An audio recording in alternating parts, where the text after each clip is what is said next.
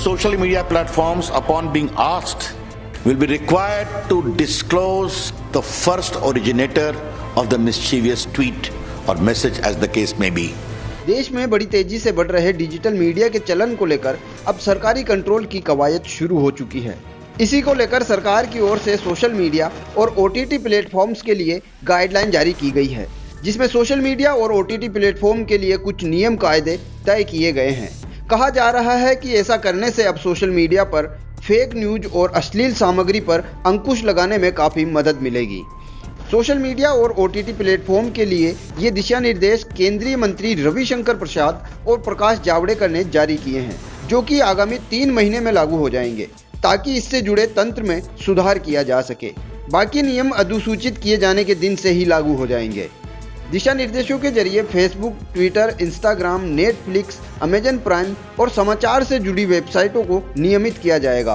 सरकार का कहना है कि नए नियमों के तहत एक शिकायत निवारण तंत्र पोर्टल बनाना होगा। नए नियम से फेसबुक, ट्विटर, व्हाट्सएप और लिंक्डइन जैसे सोशल मीडिया प्लेटफॉर्म के लिए मांगे जाने पर कंटेंट की जानकारी देना भी आवश्यक हो गया है। केंद्रीय मंत्री प्रकाश जावड़ेकर ने कहा कि सभी OTT प्लेटफॉर्म्स पर सामग्री को खुद से क्लासिफाइड करना भी अनिवार्य हो गया है। OTT प्लेटफॉर्म और डिजिटल मीडिया को सूचना और प्रसारण मंत्रालय देखेगा, जबकि इंटरमीडिएटरी प्लेटफॉर्म का संज्ञान IT मंत्रालय लेगा। Concerns are being raised over the years about rampant abuse of these social media platforms.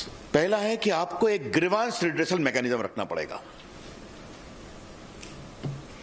और इस ग्रीवांस ऑफिसर का नाम भी आपको रखना पड़ेगा, who shall register the grievance within 24 hours and disposal in 15 days.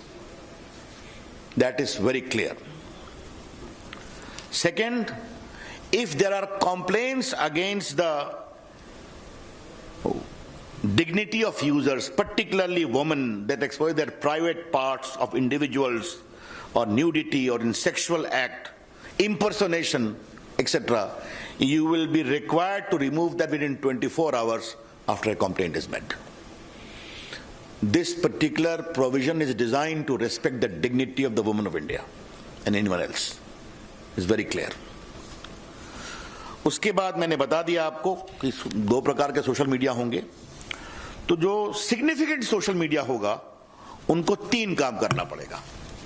पहला, you will have to have a chief compliance officer resident in India, responsible for ensuring compliance of the acts and the rules. Second, a nodal contact person resident in India for having 24/7 coordination with the law enforcement agencies. तो पहला हो गया chief compliance officer, दूसरा हो गया nodal contact person, तीसरा है appoint a resident grievance officer who shall perform the grievance redressal mechanism as I indicated. And next is you must publish a monthly compliance report कि आपके पास कितने complaints आए, आपने उन पर क्या कार्रवाई किया और क्या रिड्रेसल किया। We have decided to have 3-tier mechanism for OTT platforms.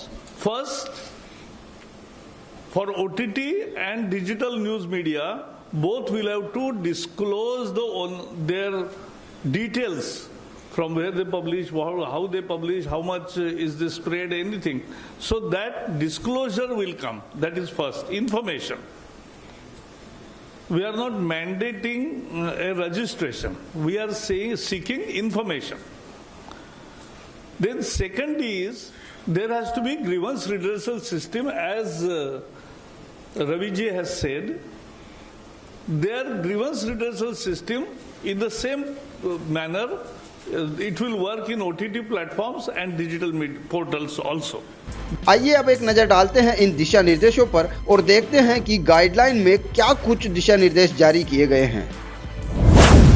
नई गाइडलाइन के मुताबिक सोशल मीडिया को एक शिकायत सेल बनाना होगा।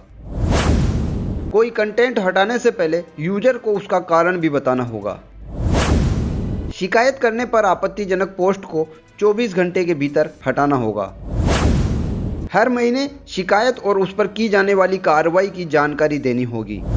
सभी कंपनियों को एक चीफ कंप्लायंस ऑफिसर की नियुक्ति करनी होगी। ये चीफ कंप्लायंस ऑफिसर नियमों के कंप्लायंस के लिए जिम्मेदार होगा। सभी कंपनियों को एक नोडल कॉन्टैक्ट पर्सन की भी नियुक्ति करनी होगी। यही नोडल कॉन्टैक्ट पर्सन 24 घंटे लॉ इन्फोर्समेंट एजेंसियों से तालमेल बैठाकर रखेगा। नियुक्त किए गए ये दोनों अधिकारी भारत में ही रहने वाले होने चाहिए। इसी तरह से एक रेजिडेंट ग्रीवांस अधिकारी यानी कि स्थानीय शिकायत निवारण अधिकारी की भी नियुक्ति करनी होगी। महिलाओं से संबंधी अश्लील सामग्री दिखाने या फिर प्रकाशित करने पर कड़ी कानूनी कार्रवाई का प्रावधान किया गया है। सभी ओटीटी प्लेटफॉर्म्स को भी नियमों और दायरे में ही काम करना होगा। सभी कंपनियों को स्वनियमन के लिए एक संस्था बनानी होगी जिसमें कोई सेवानिवृत्त जज या फिर इस स्तर का कोई व्यक्ति प्रमुख होगा। सभी ओटीटी प्लेटफॉर्म्स की सामग्री को आयु वर्ग के अनुसार विभाजित करना होगा। सोशल मीडिया और ओटीटी प्लेटफॉर्म दोनों को ही ग्रीवांस रिड्रेसल सिस्टम लागू करना होगा और अगर गलती पाई गई तो उसे खुद से रेगुलेट भी करना होगा।